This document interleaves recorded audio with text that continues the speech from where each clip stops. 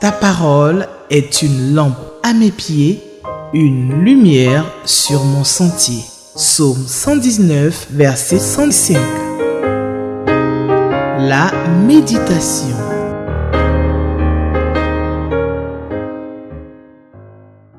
Shalom, shalom, chers frères et sœurs, que le Seigneur vous bénisse. Merci d'être là. Merci à vous tous qui êtes fidèles à cette émission, cette occasion de réflexion, de méditation autour de la parole du Seigneur. Cette occasion est une grande bénédiction sur la chaîne Espérance TV qui nous donne l'occasion de partout où vous êtes d'être connectés à cette émission pour suivre la méditation de la parole de Dieu qui nous est offerte par la Ligue pour l'étude de la Bible au travers du manuel du lecteur de la Bible, qui est donc un manuel de méditation, donc un découpage quotidien d'un texte de la Bible, que vous lisez, une portion que vous lisez, que vous essayez autour duquel vous essayez de réfléchir, et puis vous tirez des leçons pour vous-même que vous appliquez à votre vie. C'est un exercice formidable qu'il faut faire au quotidien, à tous les moments, pendant toute notre vie. Il ne faut jamais arrêter, il faut continuer à encourager les gens autour de vous à le faire. Et c'est une grande bénédiction donc de pouvoir nous retrouver autour de la parole du Seigneur. Merci d'être là. Et à ceux qui nous prennent en marche pour la toute première fois, merci pour votre présence. Que Dieu nous bénisse ensemble. Nous allons prier pour commencer notre méditation de ce jour. Seigneur, nous voulons te rendre toute la gloire et nous te bénissons pour ce moment merveilleux que tu nous accordes. D'être connectés les uns avec les autres autour de la parole, autour de ta parole. Seigneur, nous te prions que tu nous instruises, que tu nous éclaires, que tu nous façonnes par ta parole et que tu nous bénisses, que nous soyons enrichis, Seigneur, par ta parole. Merci. Merci encore, Seigneur, de conduire ce moment au nom de Jésus. Amen. Notre texte de ce jour est tiré de l'Évangile selon Jean, Jean chapitre 9, le verset 1 au verset 12. Je vais faire la lecture donc dans la version Louis II, donc vous pouvez faire la lecture dans toute autre version que vous avez. Et nous allons donc faire la lecture ensemble. Moi, je fais la lecture dans la version Louis II. Jean chapitre 9, nous commençons au verset 1. Jésus vit en passant un homme aveugle de naissance. Ses disciples lui firent cette question. « Rabbi, qui a péché, cet homme ou ses parents, pour qu'il soit né aveugle ?» Jésus répondit, « Ce n'est pas que lui ou ses parents aient péché, mais c'est afin que les œuvres de Dieu soient manifestées en lui. Il faut que je fasse, tandis qu'il est jour, les œuvres de celui qui m'a envoyé. La nuit vient où personne ne peut travailler. Pendant que je suis dans le monde, je suis la lumière du monde. » Après avoir dit cela, il cracha à terre et fit de la boue avec sa salive. Puis il appliqua cette boue sur les yeux de l'aveugle et lui dit, « Va, lave-toi au réservoir de Siloé. » Nom qui signifie « envoyé ». Il y alla, se lava et s'en retourna voyant clair. Ses voisins et ceux qui auparavant l'avaient connu comme un mendiant disaient, « N'est-ce pas là celui qui se tenait assis et qui mendiait ?» Les uns disaient, « C'est lui. » D'autres disaient, « Non, mais il lui ressemble. » Et lui-même disait, « C'est moi. » Il lui dit donc, « Comment tes yeux ont-ils été ouverts ?» Il répondit, « L'homme qu'on appelle Jésus a fait de la boue, a oint mes yeux et m'a dit, « Va au réservoir de Siloé et lave-toi. » J'y suis allé, je me suis lavé et j'ai recouvré la vue. Ils lui dirent, « Où est cet homme ?» Il répondit, « Je ne sais pas. » Jusqu'ici, notre lecture. C'est un texte riche en enseignements. Quelques grandes lignes. Nous avons dans donc, les versets 1 au verset 3 la question donc, de l'infirmité. Une question que les apôtres, les disciples de Jésus lui posent. Qui a péché, cet homme ou ses parents, pour qu'il soit né aveugle? Donc la question c'est qui sont la cause? Ou bien quelle est la cause de cet état de cet homme? Est-ce que cette infirmité a cette cause-là? A-t-il fait quelque chose? Ou ses parents ont-ils fait quelque chose pour qu'il soit ainsi? Donc la question que je se pose, c'est est-ce que l'infirmité a une cause ou un but ou un objectif à atteindre? L'aveugle de naissance était quelqu'un qui mendiait, comme le texte le dit, qui mendiait au bord du chemin. Et chaque jour, donc certainement, qu'il tendait la main aux gens pour qu'ils donnent quelque chose et pour qu'ils puissent vivre. Et il était donc affecté et ne pouvait presque rien faire. Il était dépendant. Il était dépendant. Et chaque jour, il devait venir s'asseoir pour mendier et mendier là. Quelle était la cause? Les apôtres parlent de la cause et Jésus lui va parler du but. L'état de cet homme-là est présenté ici comme, en quelque sorte, l'illustration de la condition naturelle de tous les hommes. C'est une illustration de la condition naturelle de tous les hommes. Lui, il est affecté physiquement, mais la condition naturelle de tous les hommes, c'est que spirituellement, tous les hommes sont aveugles dès leur naissance. Tous les hommes sont aveugles dès leur naissance. Dans quel sens?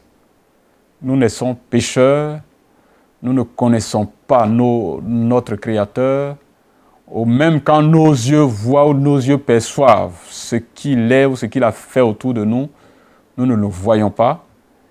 Il nous arrive d'appeler autre chose Dieu que d'appeler le Créateur de toutes choses Dieu, celui qui nous a créés.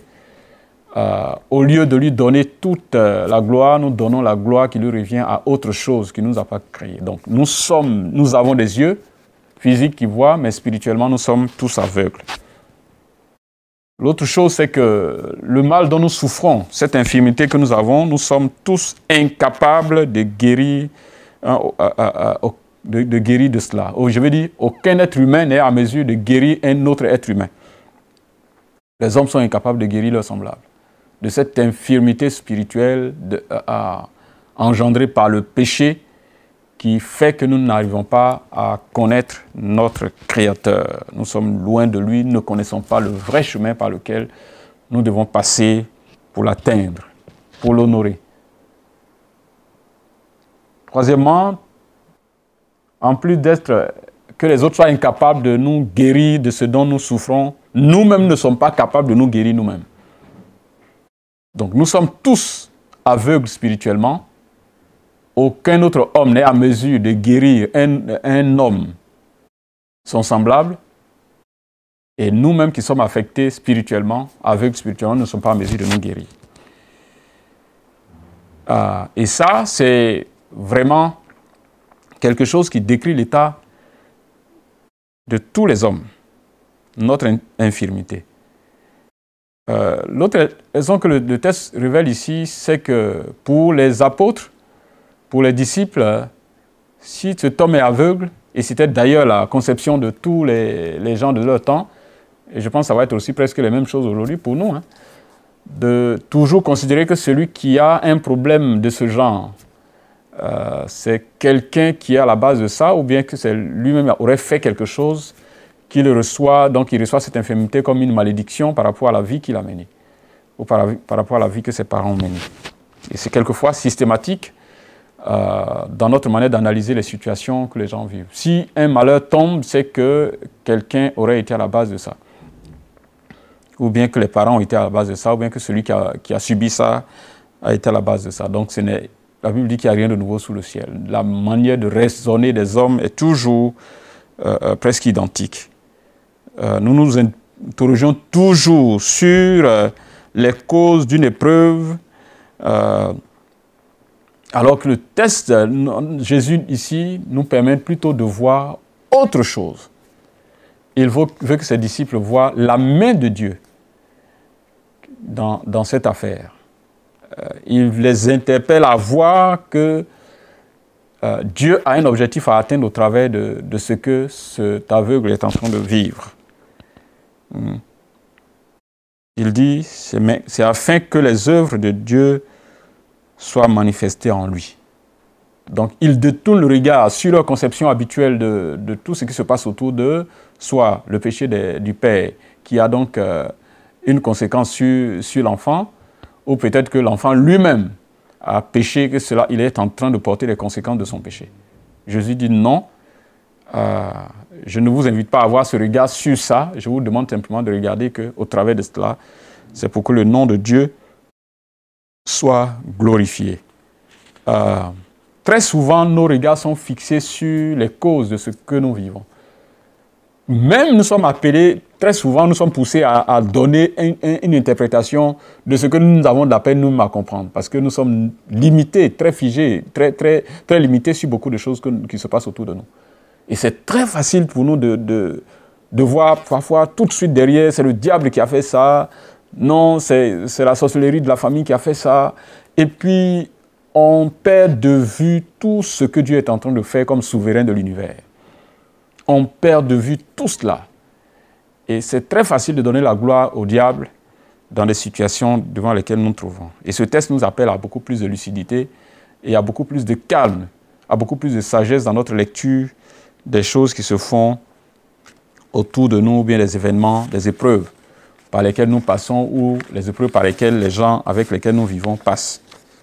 Il ne faut pas toujours et très rapidement à nos nombreux pourquoi des épreuves répondre très facilement que c'est le sorcier, c'est le diable qui a fait ceci, ou bien le péché de telle personne a fait qu'il a eu telle ou telle chose. Non, chers frères et sœurs, Jésus nous demande d'avoir le sens de la mesure et de faire très attention dans notre manière d'interpréter les événements qui se passent autour de nous.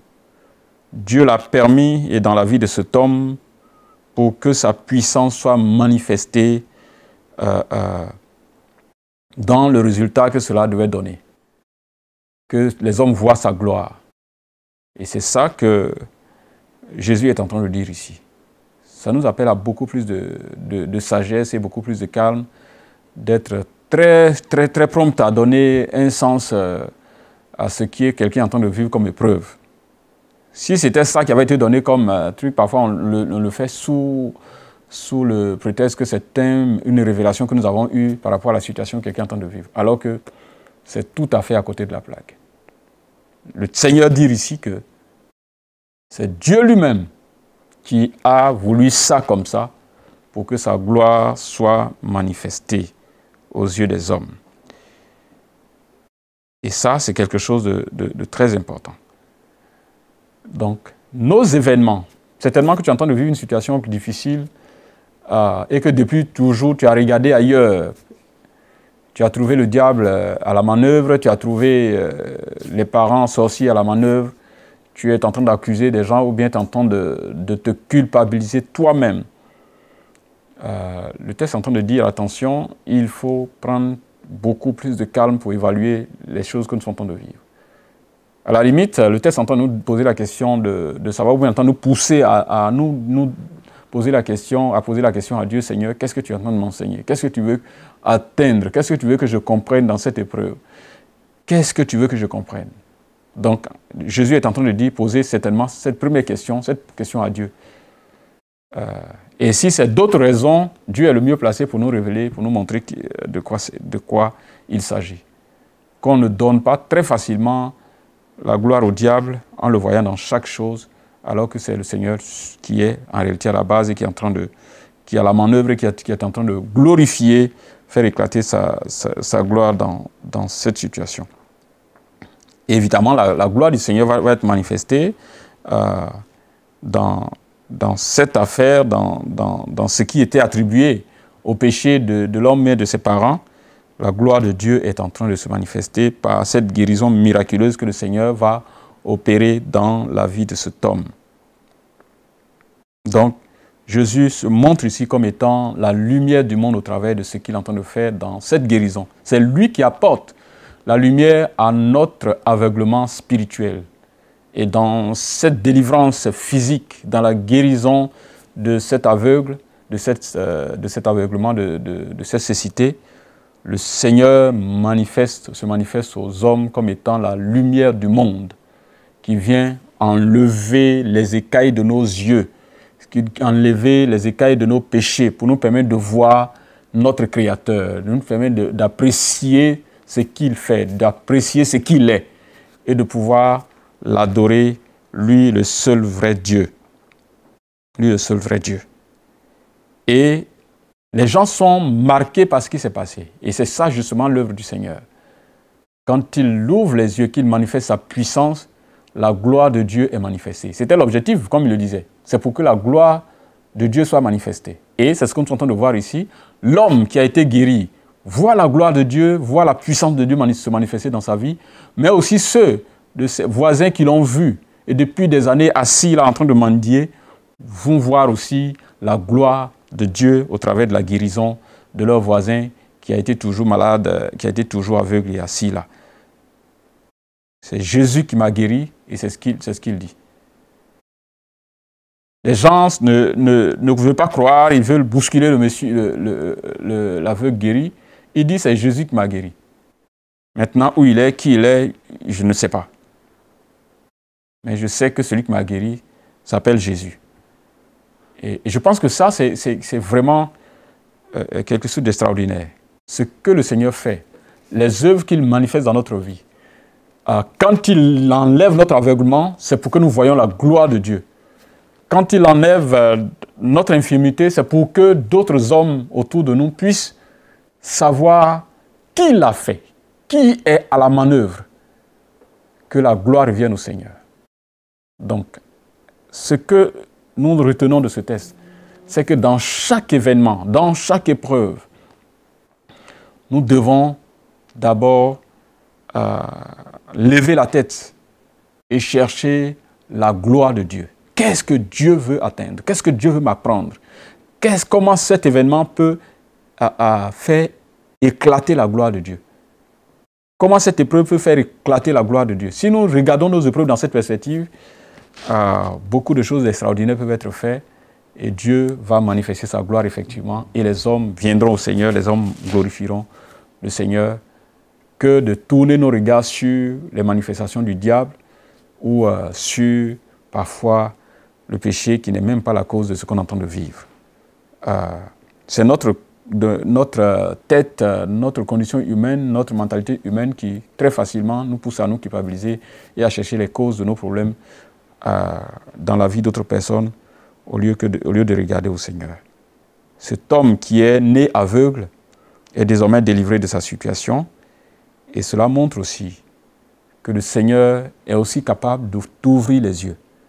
Peut-être tu ne vois pas bien Dieu, tu ne vois pas bien ton Créateur. Il y a quelque chose qui t'empêche de découvrir qui est Dieu. Demande au Seigneur, comme cet aveugle-né l'a fait. Seigneur, je ne suis pas aveugle physiquement, mais je veux te découvrir, je veux te voir. Dieu fera tomber les écailles de tes yeux pour que tu puisses voir sa gloire et devenir un vrai adorateur du Seigneur. Tu vis une expérience difficile, tu es un enfant de Dieu, tu as déjà donné ta vie au Seigneur, tu ne comprends pas ce dans quoi tu es, certaines situations qui s'abattent sur toi, pose plutôt la question au Seigneur. Seigneur, qu'est-ce que tu veux m'apprendre? Qu'est-ce que tu veux que je découvre en toi au travers de cette épreuve? Que de chercher à accuser quelqu'un d'autre au lieu de te concentrer sur l'événement et de te concentrer sur ce que Dieu veut te montrer dans cette situation. Que le Seigneur t'aide, qu'il m'aide personnellement à avoir désormais une nouvelle lecture des événements que je suis en train de vivre, que nous sommes en train de vivre, pour qu'à chaque événement, la gloire revienne au Seigneur. Qu'à chaque événement, nous recherchons la gloire de Dieu, l'honneur de Dieu. Parce qu'en réalité, notre vie est dans les mains du Seigneur. Il n'y a aucune puissance au-delà de la puissance de Dieu qui soit à mesure de nous contrôler et faire de nous ce qu'il veut. Non. Même si l'ennemi intervenait, même si des circonstances hors de nous intervenaient, Dieu reste toujours au contrôle de nos vies et contrôle nos vies. Rabbi, qui a péché cet homme ou ses parents pour qu'il soit né aveugle? Qui a péché pour que je sois né dans telle circonstance? Qu'est-ce qui s'est passé? Qui a péché pour qu'une telle situation s'abatte sur notre famille? Non, Dieu est au contrôle et Dieu voudra qu'au travers de toutes circonstances, même ce qui a été envoyé par l'ennemi pour détruire peut être transformé pour notre bien. Et nous devons avoir cette ferme confiance en notre Seigneur, que même ce qui a été envoyé par l'ennemi pour nous détruire, Dieu peut transformer cela pour notre bien. Donc chaque chose, chaque événement dans notre vie, chaque épreuve dans notre vie est un instrument pour faire éclater la gloire de notre Dieu. Que le Seigneur fasse tomber les écailles de nos yeux pour voir toutes ces choses. Mais si nous ne connaissons pas encore Dieu, que le Seigneur lui-même fasse tomber les écailles de nos yeux pour que nous puissions voir la gloire de Dieu. Mais aussi, si quelqu'un a un problème de santé physique, que le Seigneur lui-même intervienne pour restaurer la santé, pour accorder la guérison à chacun de nous, parce qu'il ne le fait pas seulement pour cet aveugle, il le fait aussi pour nous aujourd'hui. Il est capable de nous guérir, de nous transformer, de nous restaurer de toute infirmité. Nous prions le Seigneur. Père Céleste, nous te rendons toute la gloire. Que tout événement qui arriverait dans notre vie contribue à glorifier ton nom. Tu veux manifester ta puissance au travers des épreuves de notre vie. Seigneur, donne-nous de nous rester accrochés à toi, de regarder à toi, de ne donner jamais la gloire à un homme ou à l'ennemi, mais de te donner la gloire parce que tu te manifestes toujours dans chaque événement, même quand elle est difficilement supportable, que c'est humainement incompréhensible, tu manifestes ta puissance. Seigneur, guéris ceux qui sont malades. Seigneur, ouvre les yeux à ceux qui ne te voient pas, qui ne voient pas ta puissance, qui ne voient pas qui est Jésus, pour que, Seigneur, ils puissent être les adorateurs du vrai Dieu. Et ceux qui te connaissent et qui travaillent des épreuves, des situations, donne-leur à chacun de voir la manifestation de ta puissance au travers de cela. Que ton nom soit glorifié dans nos vies. Tu guéris encore aujourd'hui et nous voulons croire que tu enlèveras nos infirmités physiques et spirituelles. Que la gloire et l'honneur te reviennent, Seigneur. Au nom de Jésus. Amen. Que le Seigneur vous bénisse. Continuez à réfléchir encore sur ce texte pour votre propre édification et l'édification des personnes qui sont autour de vous. Que le nom du Seigneur soit béni. Amen. Ta parole est une lampe à mes pieds, une lumière sur mon sentier. Psaume 119, verset 105. La méditation.